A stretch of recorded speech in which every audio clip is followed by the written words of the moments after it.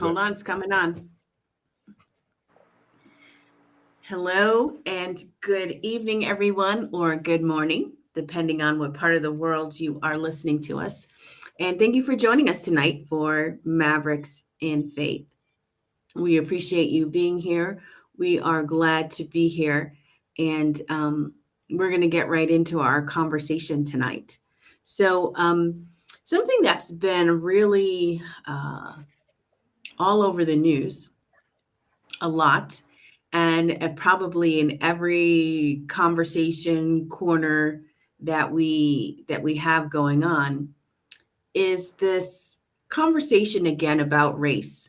And I don't know if the conversation ever stopped happening, but somehow it's been reignited. And the question I posed to our group earlier this week is race really important? Does race matter? And, we have various people in the news who we are debating their race or their ethnicity.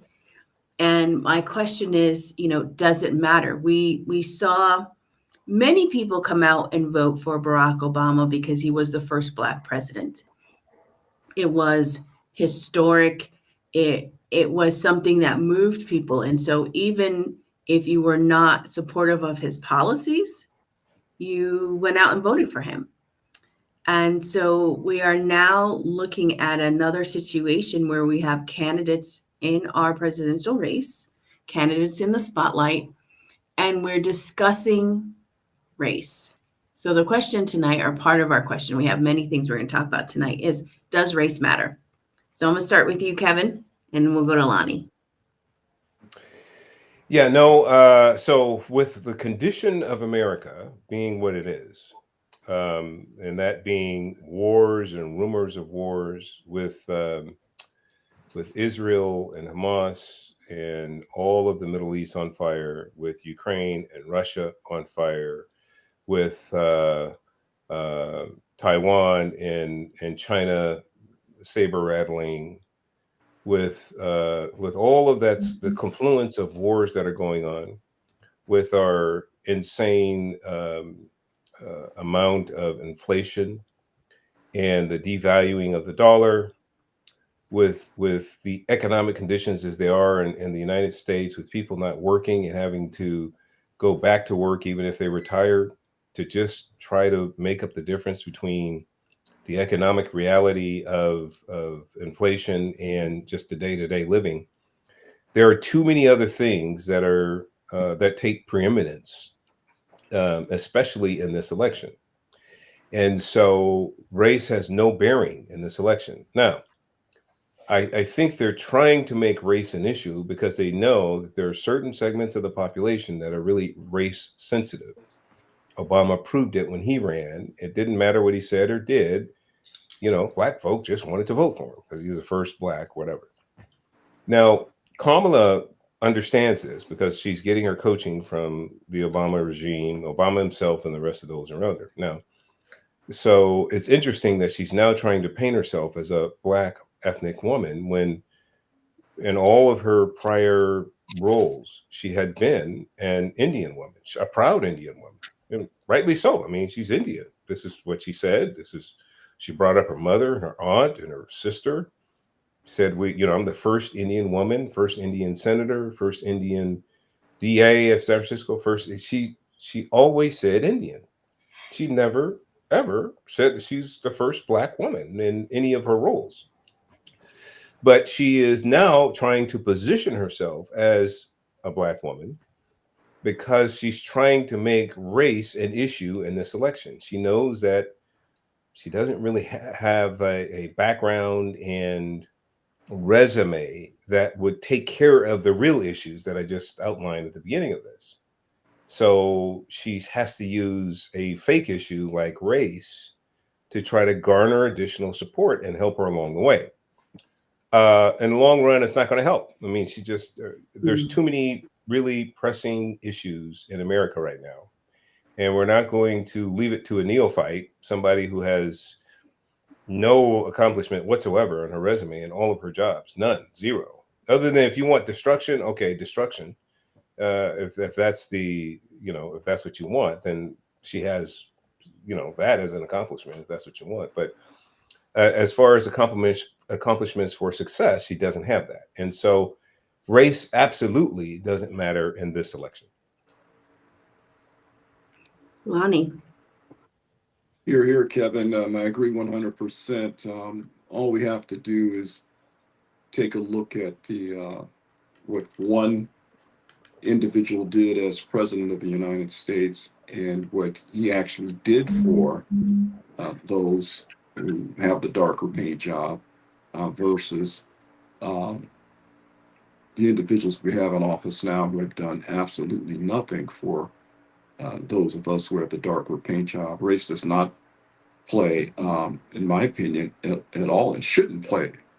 Policies should, though I do understand the impact it had when Barack Obama ran for office, because I watched family members, in particular family members from an older generation, who were moved emotionally because they never thought they would see someone who resembled them in that position, and that position of leadership, be elected to the highest office.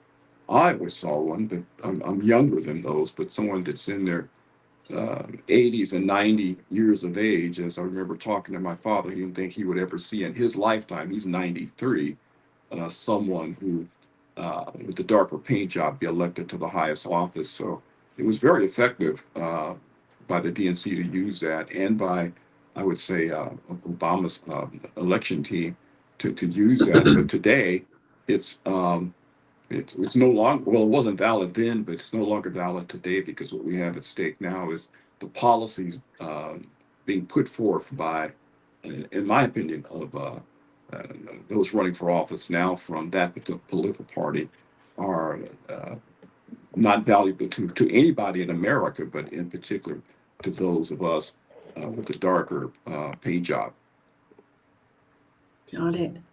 Neil, welcome. Thank you. What you got to say?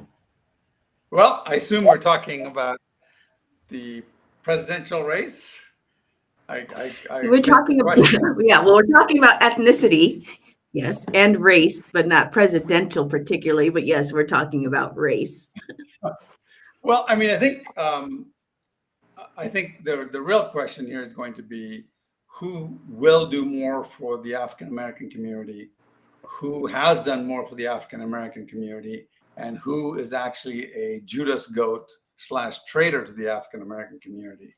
And I think if you look at what Kamala Harris has done in California, where she incarcerated young Black men for minor crimes, and then when the evidence came out that, and in fact, even incarcerated innocent men for crimes that they did not commit, and when the evidence came out, she laughed about it and would not even release them, even though the evidence was clear. So she wanted to come up with a tough on crime, whatever it is. And then when the BLM riots came up and the Black communities were all being burnt down, she didn't do anything about it. And now she is allowing people to come in who are immigrants. And what are they going to do? They're going to take all that lower level jobs, all the jobs, all the benefits that Blacks should be getting or should have access to, and they are now going to be going and distributing that to people who haven't spent a dime, they haven't worked in this country, they haven't paid taxes in this country,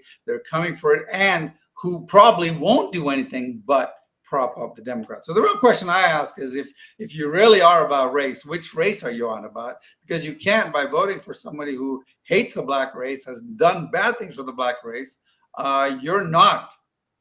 If you, and the way I would say it is, if you vote Kamala, you ain't Black. That's all there is. Oh, wow. Look at that. And Neil, you were born in Africa, and so we always call you the true African in our whole group. Even though until Charles joined us, I was the only real African American.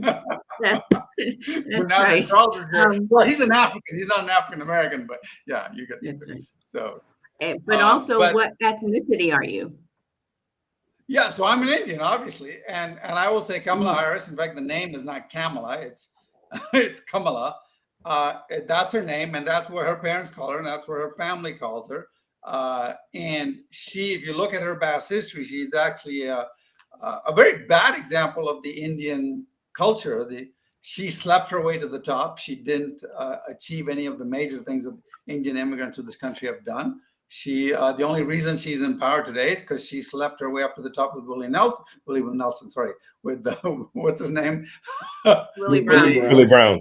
Willie Brown, Willie Nelson. No, I don't know about that one. But okay, maybe she's Yeah. not into country music. Maybe so. We don't know. I mean, Yeah, Yeah, he we may don't have know. too, right? I mean, he's famous.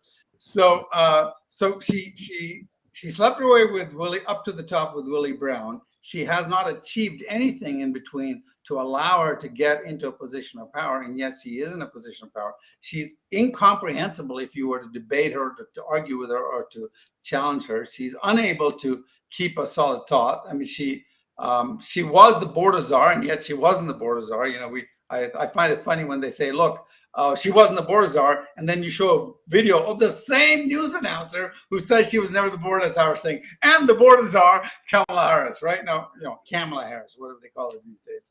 So the reality is that this is just not somebody that we want running our country. This is not somebody who understands how to run a country. But most of all, this is not somebody that's going to help the Black people. Yeah. Regina, can I chime in here? Neil just reminded me of something. A Facebook friend reached out and shared something that took place with her recently as it related to business and getting back to the whole color thing or ethnicity thing, where she had a client that she was discussing with, and they were talking business, and then it kind of flowed over into politics. And so this particular client, who was white, made the assumption, because she herself was Black, that she was excited about Kamala Harris being the candidate for president. And so the Black friend of mine was responding back and said, "You know, why would you think that?" So that spurred a conversation that got a little testy. And at the end of the conversation, the friend says, "I'm not sure if I have that customer anymore," because her assumption that I would support somebody simply because of how they looked, it was a huge swing and a miss for her. And she was a little perturbed that my Black friend did not see, you know, because she said she was so excited herself that Kamala was Black. And in other words, so that what this is a what I call affectionately a white guilt liberal trying to chime in and identify with the Black folk call the struggle, so to speak. Well, But this friend spoke up. I think the right question to ask is when somebody says that, it says, "Do you think I'm so shallow as to vote just because somebody looks like me?" I mean, should a German vote for Hitler just because Hitler looks like him? We know they did, and that's why that was a big problem. Have we not learned from history? You know, as we're having these conversations about this, and so as the woman in the group, you know, it I think we've had this conversation off screen too in our own private meetings. I'm like, why do we need to talk about her sleeping to the top? Right? I'm going somewhere and we've had this talk because we can talk about other male candidates who have had affairs, right? Who I did not have sex with that woman. You know, like, you know, we know what candidate that was, right? And unfortunately, being unfaithful in your marriage no longer it's a talking point for only for a little while. But there's a difference here when we're talking about this particular candidate. And I remember seeing a clip from, I think, Lonnie, you sent it to us, of this Black woman who is like, well, if we want to know if Kamala is, you know, really supportive of the Black family, shouldn't we ask Yeah. Willie Brown's wife, right? And so even if we put aside some things as someone, I think all of us and Black women, right? So I'm speaking to you, I'm speaking to women, all right? For another woman to outwardly, openly be in a relationship with your husband, tell me, what kind of character does that speak to? Right? As a woman, right? What does that speak to as that woman's character if she would be in a relationship with a married man who is more powerful than her and flaunt that relationship and it be okay? So whether you hear things like, oh, well, she slept her way to the top, and as a woman, you're like, well, how come you don't talk about the men being unfaithful? Right? We don't use that as a defining category or slam on any of the men. We do, right? Who's I mean, we do? I think, yeah, we do, because when it came out that Trump was having an affair, we all talked about it. We thought it was a bad thing, right? The difference, though, and I think it's very important, is Trump didn't sleep his way to the top. Yeah, but how do we know that? I'm pushing back and playing devil's advocate for a reason, because there are many people who are going to say, how do you know she slept her way to the top? Why can't you say that she had good skills and there were just opportunities and she was there at the right place with the right time with the right qualifications? Yeah, I think you make a valid point. Yeah, I think you make a valid point, Regina, and trying to tease this out, because we all need to be clear on what's really being said here. This is really not so much about being unfaithful or being a homewrecker or being a whoremonger or any of the other adjectives that you can ascribe to any of the candidates. It's not about that.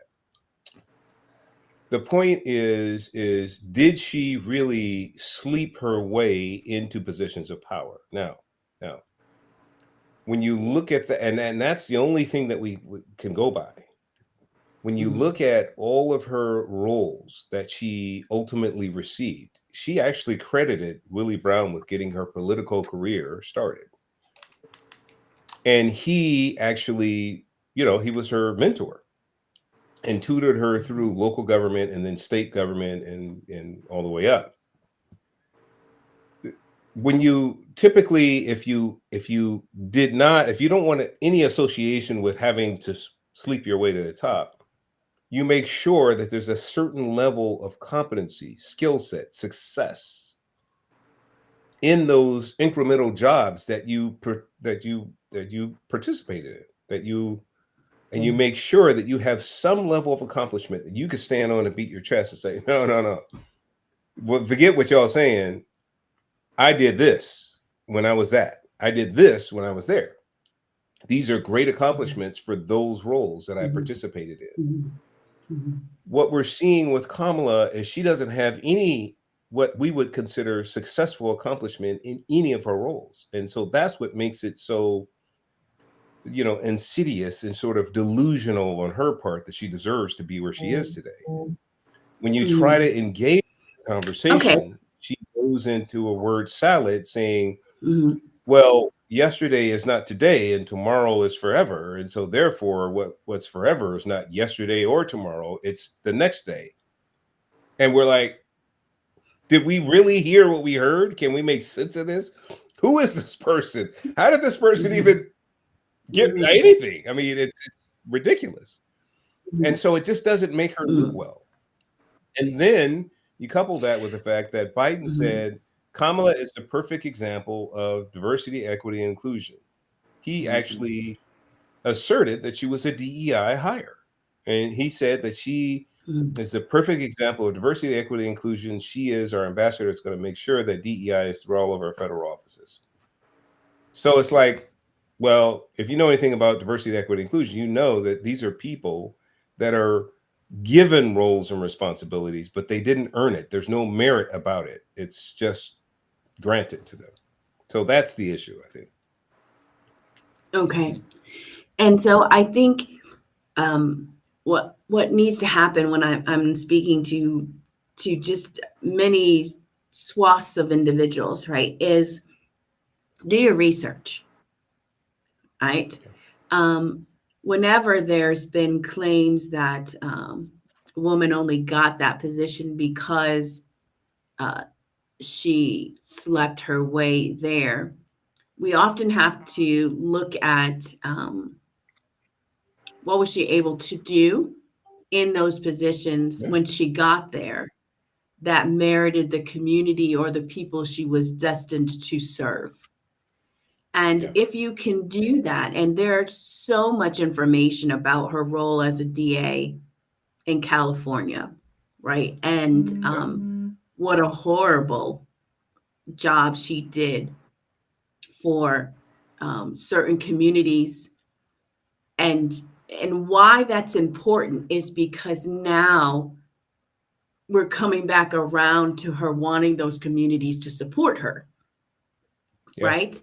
And it's one thing if, okay, you did a bad job with them, but don't then turn around and come to them and say, I need you to support me to be your president. I mean, I was DA, right? And the way I handled cases was not so well. But now I'm going to be your president over the whole country, and I need you to Right. support me, right? And so I want people to look at that, right? People with the darker paint job, people with the same gender as me, right? Like, look at what was done. If even if you don't want to go back as far as the DA, let's just deal with borders, right? And the immigration problem. That hits Right. I don't care what ethnicity you are. If you are an American citizen, that bothers you. Now, we don't have a problem with the immigration process and coming through the process. Nobody has a problem with that. We're not anti-immigrants in our nation. However, the huge amount of illegal immigration that's been happening in our nation, I don't care what color or what gender you are, that bothers you as an American citizen. So now, if you don't want to look at the DA, look at what's happened with immigration and who was the person that was responsible for it, right? And who's still responsible for it. And so establish the conversation around what the current outcomes have been when she's been in those positions, this current even position, right? And I don't think there's anybody here who cannot say that, you know what, the problems with illegal immigration crossing over our borders, unless you are an organization that is making money from that, right? Because there are nonprofit groups and there are groups and there are swaths of people, right, who are making money and who are benefiting from the illegal immigration. Did you want to say something, Neil? Well, no, I'm saying, but I think it's a juxtaposition of all these issues, right? Okay. You if I find out that the chief surgeon on my whatever slept her way to the top, and that's why she's the chief surgeon. There are going to be consequences to that, right? Yes. So the fact that we're seeing incompetence in all these areas show that maybe she achieved those positions with certain favors that, you know, it's like a D, you know, it's a DIR. I mean, you know, you go into your next surgeon, you go, yeah, I'm glad I want a black doctor who's transgender to do my surgery. You're like, I don't care what they are. They better have done everything right, passed all the merit, but I want meritocracy. I don't care what they are, what they do, but as long as they got there with the merit, not because somebody thought, oh, we got to have more black transgenders doing surgery. You know, so you're right, but I think they're tied together. I think the incompetence with the border, the incompetence with and the fact that you can't put a sentence together, all relates to she shouldn't be in that position. You know, there's the old story of that. You know, if you're driving down the street, a country road, and you see a turtle stuck on a fence post, there's a number of things you can You can tell, one, it didn't get there on its own. It doesn't know what to do, and it's not going to get off on its own, right? There's a whole bunch more behind that. And I think that we're seeing a turtle right here. Yeah. Great analogy. Okay. Sorry, I didn't mean to cut you off. No. I mean, this is what we're having this conversation for. But because when I see some other Facebook posts and social media type conversations, and people are like, "She's a woman, let's support her." And Yeah. Well, it works both ways, right? I agree. Why? Yeah. Why? I mean, why are you picking her because of her physical features? Right? Yeah. But it's the same thing as I wouldn't not pick her because of her physical features. In other words, if she understood the economy, if she was good at what she did, if she was not here's the thing about Kamala. I don't think she's a communist. I think she's a nothingist. She's an opportunist, right? Bernie Sanders was a communist, right? Democratic socialist, which is the worst kind of communist you can find. I don't think she's anything, just like Biden isn't an anything. Biden wasn't a communist. He wasn't a socialist. He was an opportunist. It was all about making money and gaining power. And I think those are the more dangerous kind. Because at least with Bernie Sanders, you come like, I know his agenda, I know where he's going. This is crony corporatism. It's like, who's the largest bidder here? Oh yeah, we'll give them that. Who's going to gain the most? Well, yeah, we'll let them win there, right? So this is the problem that I see that we're going to run into. She is just going to be up for sale, and the whole country is going to be up for sale. You know what's interesting? Can I throw in Hillary Clinton here?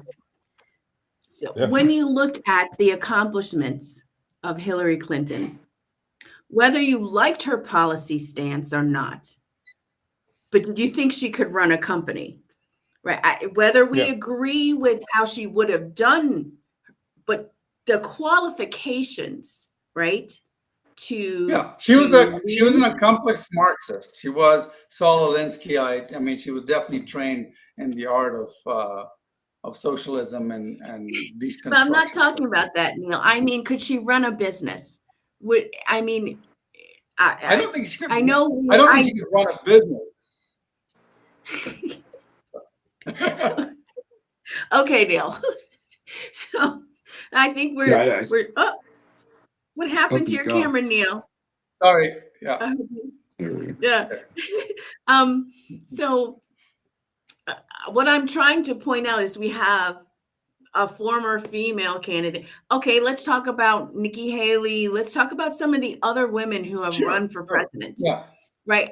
Again, what I'm trying to draw at is capability. Whether or not we agree with their train of thought, right, or what side of the aisle they're on, I want us to look at capability. Like if we had to put Haley up against Kamala, I'd pick Haley. You understand? And yeah, absolutely. And if I had to put, not that I like Haley anymore,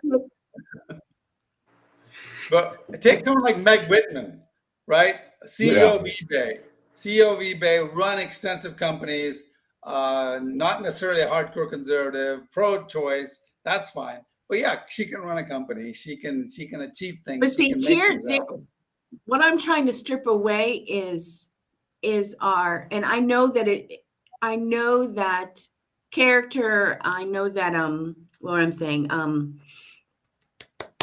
social policies are very important to conservatives, right? And so it's very hard for us to put away, if they're not pro-life, then we don't think that they can run. I really want us to step that aside. Let me finish, Neil. Let me finish. What I'm trying to get at is the capability of an individual. If I set them down inside of a large organization, could you run it? Because that's essentially what the president is, but on a much grander scale. Right. And so could you run it? Could you make the decisions that are pro-life or not, or pro-choice? I want us to strip that away because I want to look at capability.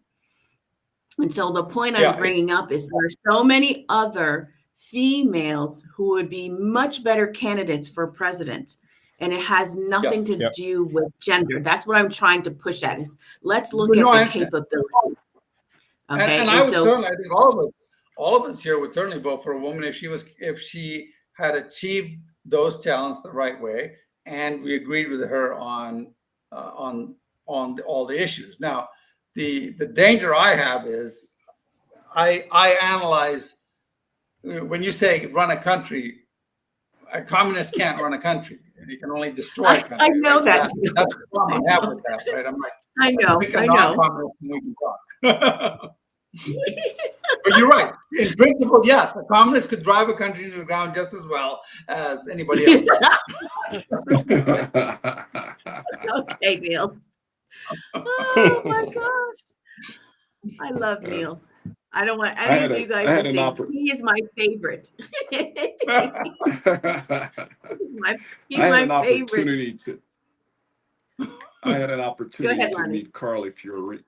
I had an opportunity to meet Carly Fiorina, the former CEO of Hewlett Packard, and I was a Hewlett Packard employee for a number of years while she was at the helm, and she was certainly very capable of running a large multinational corporation, which she did. And I had a chance to meet her in Washington D.C. at an event. I think she rose that position from secretary or something.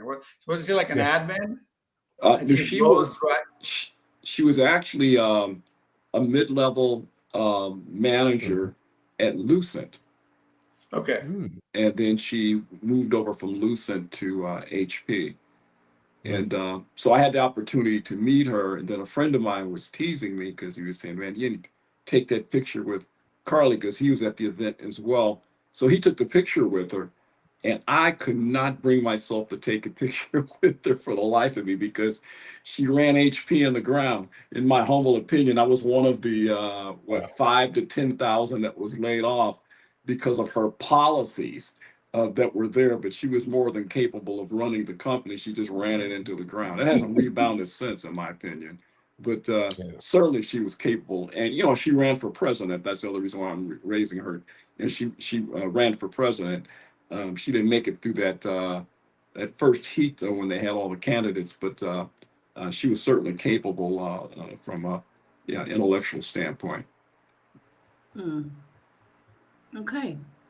All right. So I think we've beat race into the ground, but we've also had a conversation about gender, right? Because it's not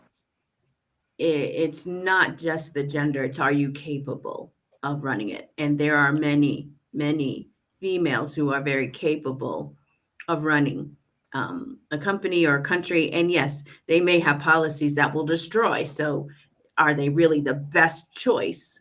You know, and we don't want the lesser of two evils, right? That's not what we're looking for. Right. That's not our desire for our country, is to choose lesser of two evils. But we do really need to have our eyes wide open when we are going to vote in November, because there's no turnaround. I mean, once you check that, whoever you check for and you put it in there, you can't, there's no do-over, right? And staying home is not an option either.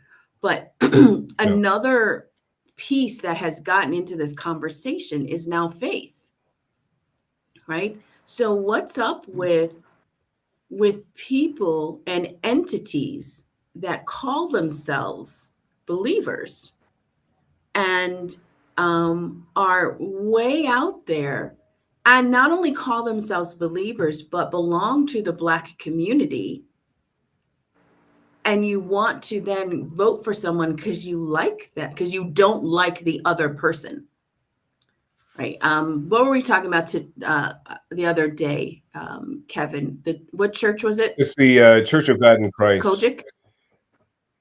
Yes, Kojic. Their presiding bishop, Sheard, who came out and said, "Look, you know, we're with her," and he everybody knows the underlying thing is skin color and first woman. That's really the underlying. But he tried to use justification by saying, we're not voting for anybody who has 48 felonies, been convicted, 41 for whatever it is, and who is racially insensitive or racist to the Black community. And so therefore so he tried to draw some justification, thin, veiled, weak, pathetic justification, but he tried to draw that and use that as leverage for why we should vote for Kamala. Excuse me. And so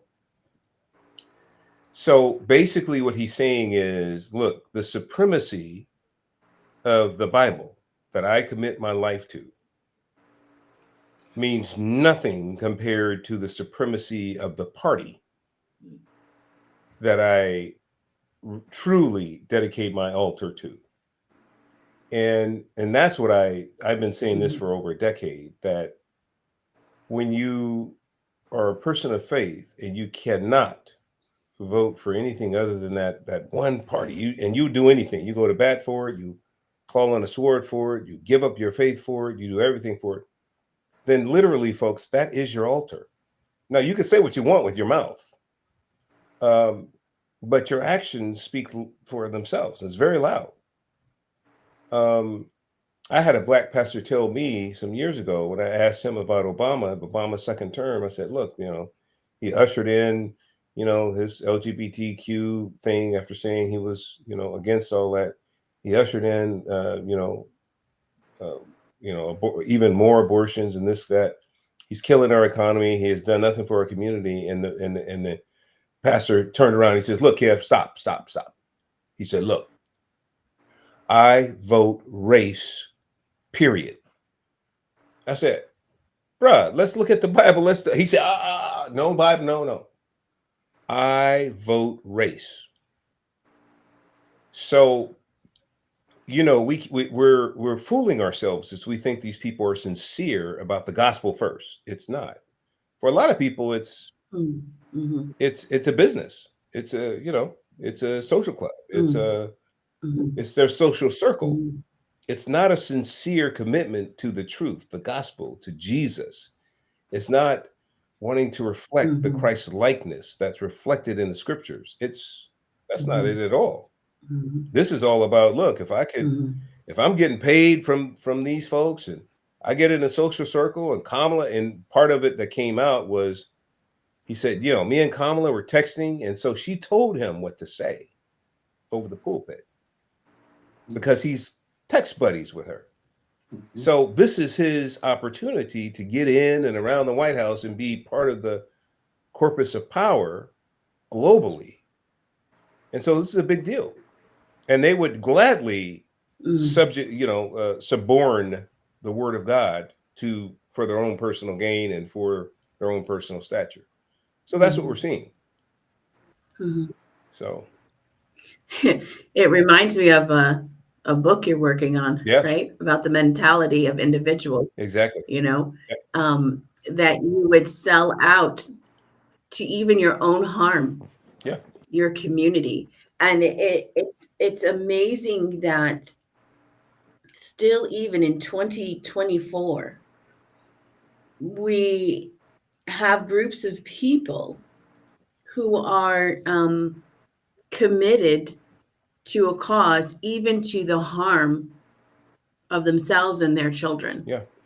Right? Because when a president comes into power, you need to think about, not because it makes you feel good, you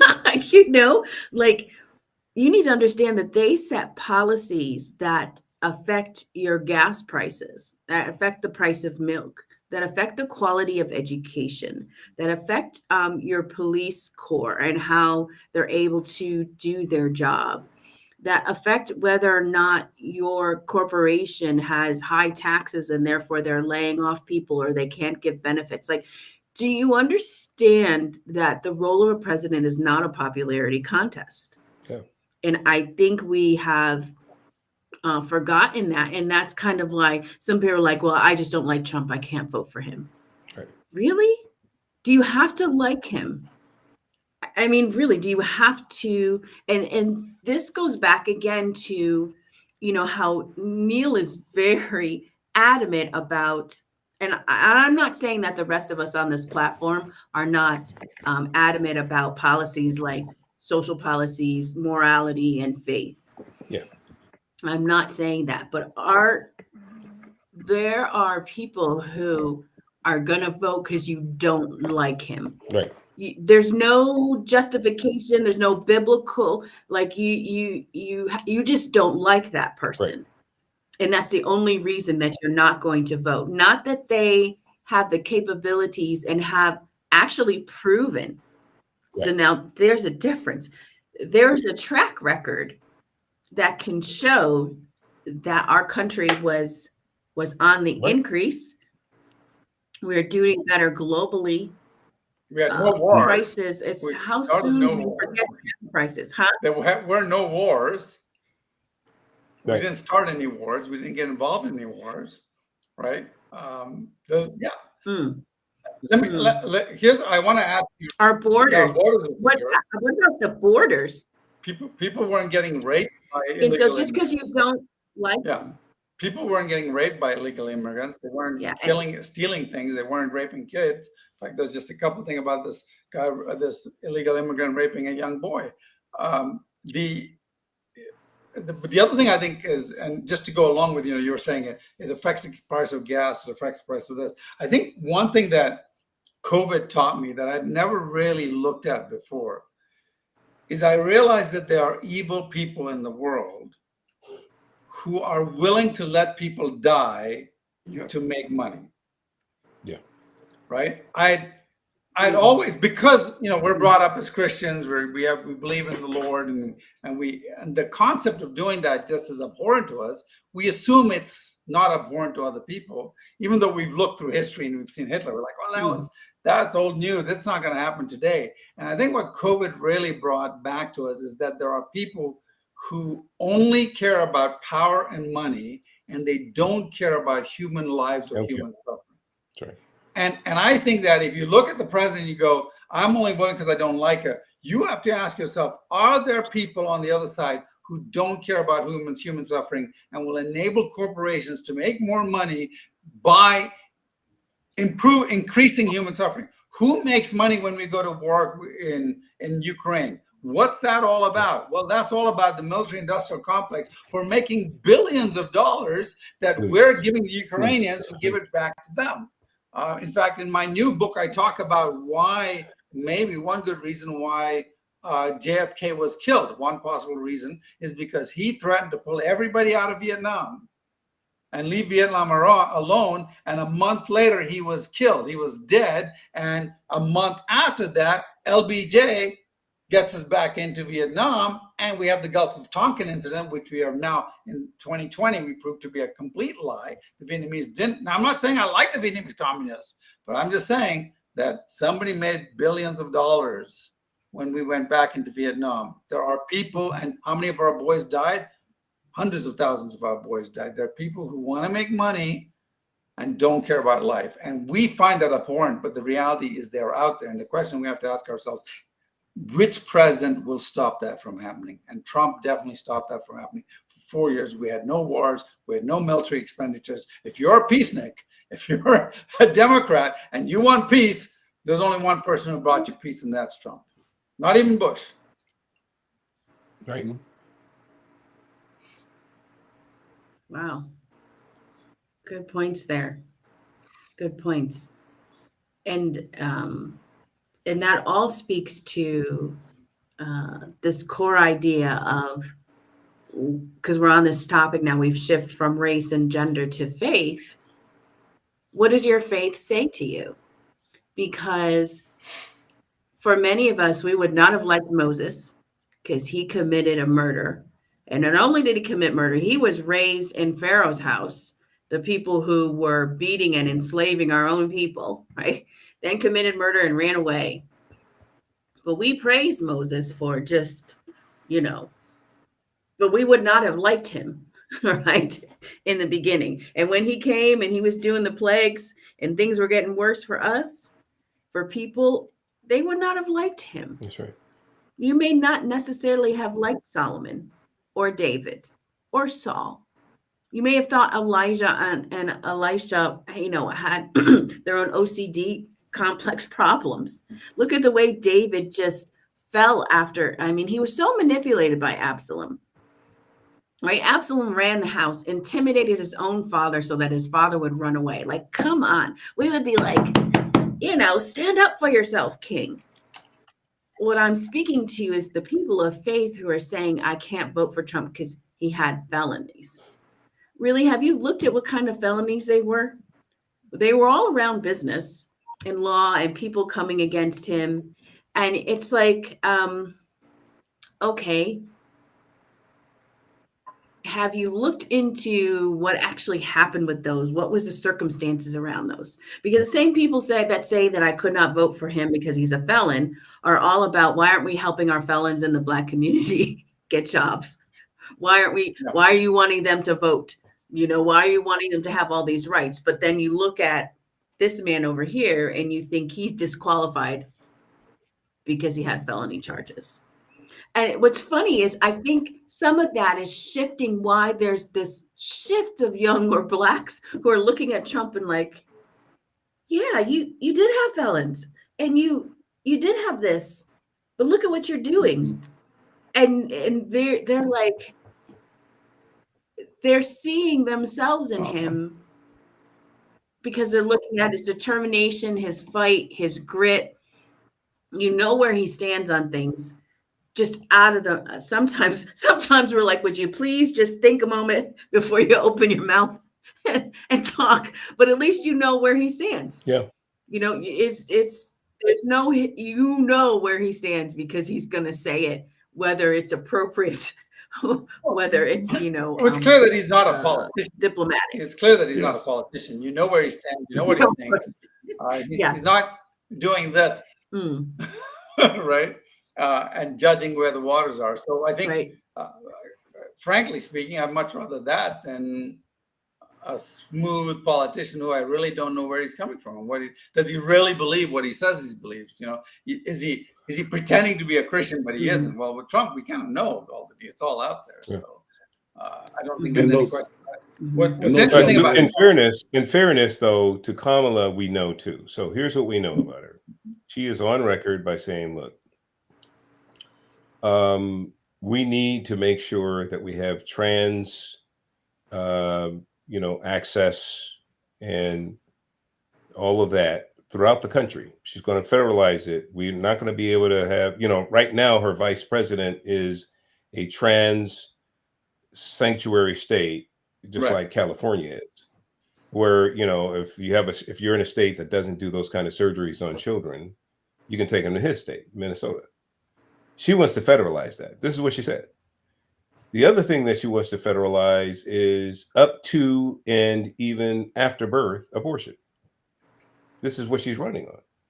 So these are the things we can count on as people of faith. This is what she told us. This is what she's running on. Yeah, but may I suggest that she doesn't believe any of those? She's only saying that because that is the popular stance. Right? Yeah, perhaps, but except all of the policies of this administration currently align with that. Yes, they are trying to encourage, Yeah. But here's the thing: because she is a chameleon, because she's unprincipled, and I think that's where you're going, Neil. And the LGBT. I mean, when she came out to announce her presidency, Regina, I know you weren't here at the time, so you didn't see, but she didn't go to a church, a Black or white church at all. She went to RuPaul, the trans drag race, and announced that she is the nominee for the Democrat president. That was her first announcement at RuPaul, the trans drag race thing. So this is what she sees as her special interest. Big time LGBTQ, big time suburban women that want to delete their children. This is what she's all about. So we can't. Where are the people of faith? Don't you see that? Right. Right. And so when you have I'm just saying, church people. right. So when you Go have ahead. the bishop of the largest African American church, what he's saying to the rest of the world is, I don't care how demonic a person is. Doesn't matter. I'm going to put my wholehearted support behind them just because And I'm a she's personal black. friend.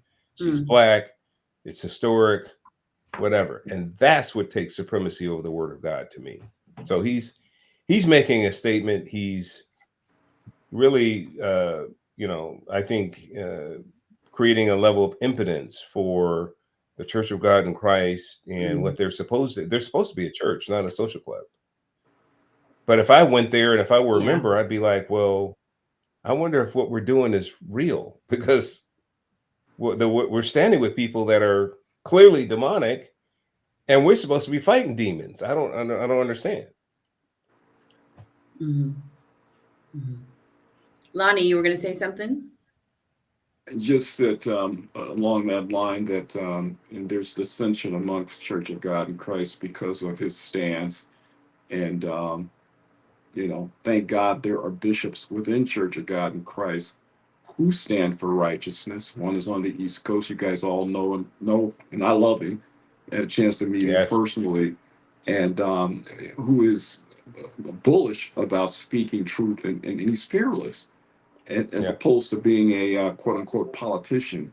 And it's unfortunate that Bishop Sheard has taken that stance. It'll be interesting to see what takes place within Church of God in Christ over the years, because they can't, you can't have those different factions within that body and without there's something taking place to shake up that apple cart, so to speak. And quite frankly, I look forward to it happening. I think the sooner the better.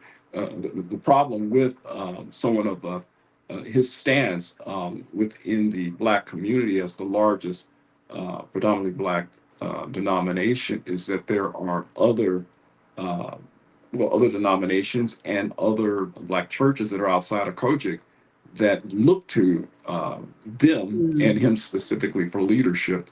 And so it'll be interesting to see what there's going to be some. I'm thinking they go, wait a minute, something's wrong with this, and then hopefully they'll speak up as well. But interesting times that we're in. Hey, I want to read something that, based on everything we're doing right now, that came across my social media feed, and this is a meme, and it says, "Voting is a chess move, not a Valentine.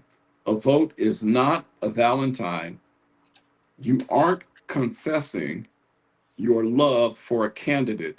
It's a chess move for the world you want to live in." And I just thought that was very fitting given the times that we're in. That's good. That's good. Yeah. Well, I mean, It's I really think good. we always remember Kevin's famous line. Kevin, I don't know if it's any of your books. It should be. It should be repeated often. Is when one day you realize that you weren't supposed to vote for your values, because the vote didn't belong to you. It belonged to God. You had to Ooh, vote. yes. That's something that every pastor needs to understand. Every Yes. person needs to understand. Every Christian needs to understand. It's not your vote. You don't That's own right. it. It's God's vote. You got to do the right thing. That's right. And anyone who would say that God doesn't prop up or put up people with flawed backgrounds, y'all need to go look at Moses, look at David, look at Saul. Yeah. You need to go examine what Paul was like before his conversion, right? He was breathing out some murderous things before God got a hold of him. And you can see in the New Testament how even the apostles like, well, I don't know. Or are you talking about Paul of Tarsus? Really? You We're want not me to going go there. see him? He kills people. He kills us, right? Right. Blind. Let him say blind. So, and we, as people of faith, we tend to preach that there's redemption and that there's forgiveness. And we talk about how God uses flawed vessels. You don't have to be perfect when you come to him. One thing we can tell about Miss Harris is she's not trying to come to him. You know, like At all. I not can't say trying I to come- ever thought. No. you know, if she's trying to come to Jesus, that she's even thinking of this is a popularity test for her and for her Yeah. campaign, right? Because when you don't forget that for the while they were propping up Biden as their next choice, and nobody Yep. was competing against that. Right. Think about that, people, that the platform itself was putting up Biden until things were revealed at the debate. Even donors and people inside the party didn't realize how bad it was until that debate made it so public. Are you going to trust that? I'm always reminded of the classic line from Trump. I always remember the classic line from Trump. I don't know what he just said. I don't think he knows what he just said. He knows what he just said. Right? And so that platform was putting up that individual to be your president again. Are you going to trust that? Really? I mean, and then what they do is they just switch to somebody else. They don't even let you vote as people. They don't even, there's no caucus or anything that you guys get to have other representatives that you can vote for. At least we did that. The Republicans did that. What happened to democracy, right? "Quote unquote" democracy. Yeah. You know, no, of course, I want to note that people say Trump will be a danger to democracy. He will destroy democracy. You're 100% right. He will destroy democracy because we don't have a democracy. We have a republic. What they want is a democracy. And he will stop the democracy from happening because the democracy, as the founding fathers call it, is mobocracy. It's the worst form of government. And a democracy always destroys itself. Look at what happened to France. You know, they destroyed the democracy of France. Oh, the French Revolution, what happened? It destroyed itself and you get Napoleon. Right? That's what the democracy led to. Mm-hmm. So you got to destroy the democracy and you got to come back to what we are, was the republic. But sorry, I digress. No, you didn't. No, you didn't. That's good. That's absolutely true. But I mean, just look at what that platform put forward to you before. They were about to feed you crap and force it down your throat until it got exposed. The interesting thing there is, by the way, is that how quickly everybody jumped. And so you can see there's no real independent thinking, right? It's not like they were like, well, Biden's great, Biden's great, Biden's great. Oh, Biden's bad, Biden's bad, Biden's bad. Oh, who's going to be next? Oh, Kamala's great, Kamala's great. You know, it's like, you're like, we have a bunch of sycophants here that just repeat what they're told to repeat. And it reminds me of that, of the crowd outside Pilate's. You know, Pilate is saying, you know, do you want me to free Barabbas or Jesus? And it says in the text, and the Pharisees kept saying Barabbas, Barabbas, until the crowd catches the chant, and they don't know. They deal what's going on. They're just saying what, because that's the cool thing to say. Oh, that's what everybody else is saying. That's what the tribe is saying. We're going to say. They have no. Barabbas was a murderer. He had killed Jews.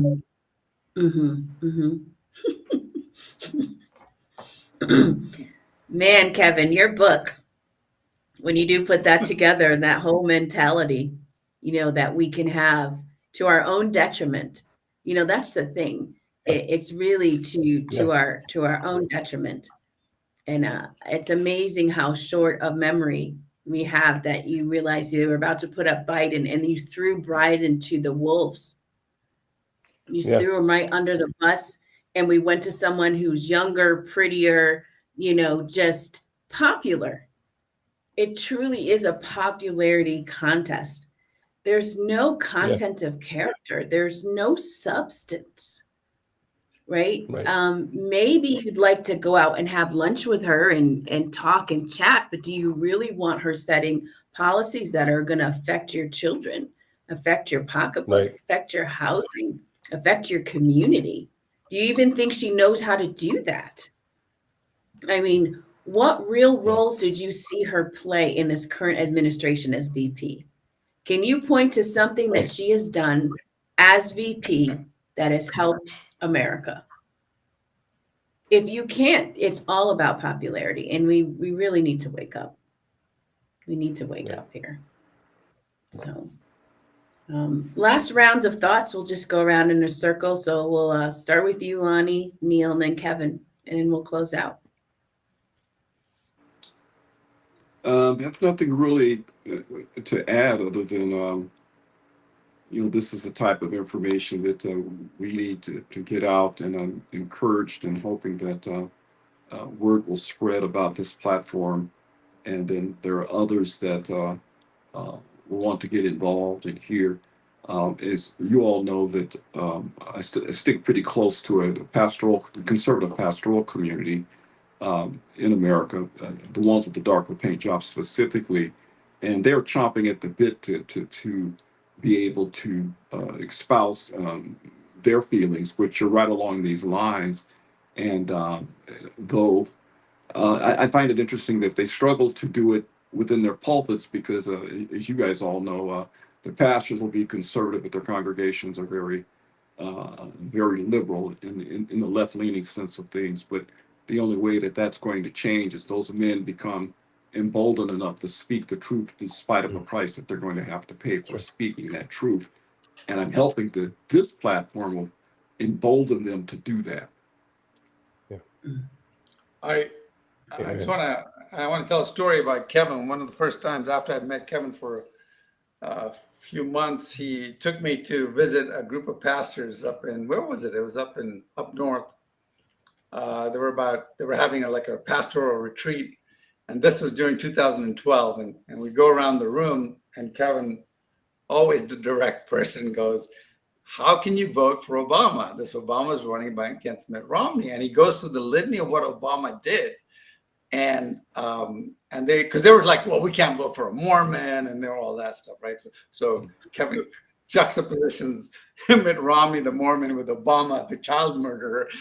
He goes through the whole list, and then he says, and then every pastor in that room, if I remember, I think it was everyone. I think there were 7 of them. Every pastor in that room says, "Yes, you're right, and I could never bring myself to vote for Obama for that same reason. So I'm not going to vote for either of them."